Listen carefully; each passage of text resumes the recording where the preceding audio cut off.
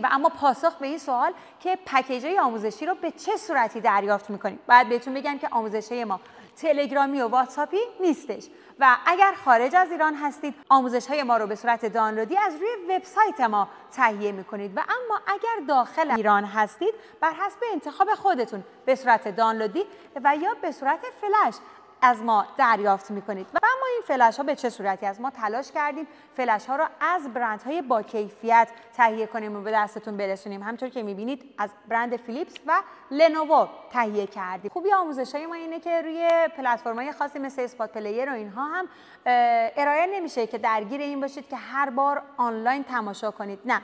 و بهتون پیشنهاد میکنید بعد از اینکه فلش رو از ما دریافت کردید آموزش ها رو روی دستگاهتون انتقال بدید و ذخیره کنید. شما این فلش 64 گیگ رو از ما دریافت میکنید و همچنین برای کسانی که دوست داشتن که همزمان از فلششون روی آیپد هم استفاده کنن یا هر دستگاهی که ورودی تایپ سی داره، ما این فلش ها رو هم خدمت شما توی مجموعه ترکی با شادی عرضه کردیم. همطور که دارید میبینید این فلش USB 3 یک سرش USB و یک سرش OTG برای ورودی تایپ C هست. اگر دستگاه شما مثل آیپد، تبلت و یا حتی گوشی تایپ C میخوره شما میتونید از این فلش استفاده کنید، هرچند که بهتون پیشنهاد میکنیم آموزش ها رو روی صفحه نمایش بزرگتر مثل تبلت، لپتاپ یا LCD تماشا کنید.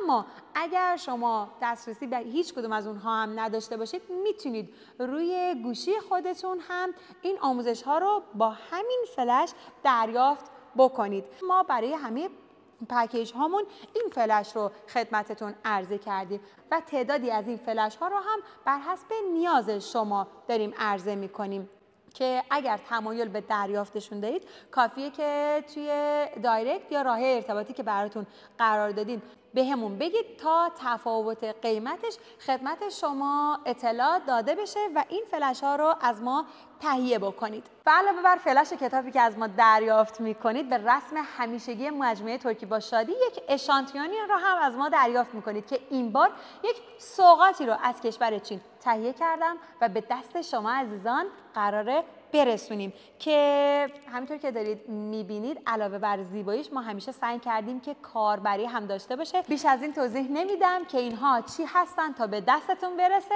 و سورپرایزتون بکنه و تمام اینها رو شما در بسته‌بندی اختصاصی مجموعه ترکی با شادی از ما دریافت خواهید کرد. مثل همیشه مرسی از انتخاب و اعتمادتون به ترکی با شادی.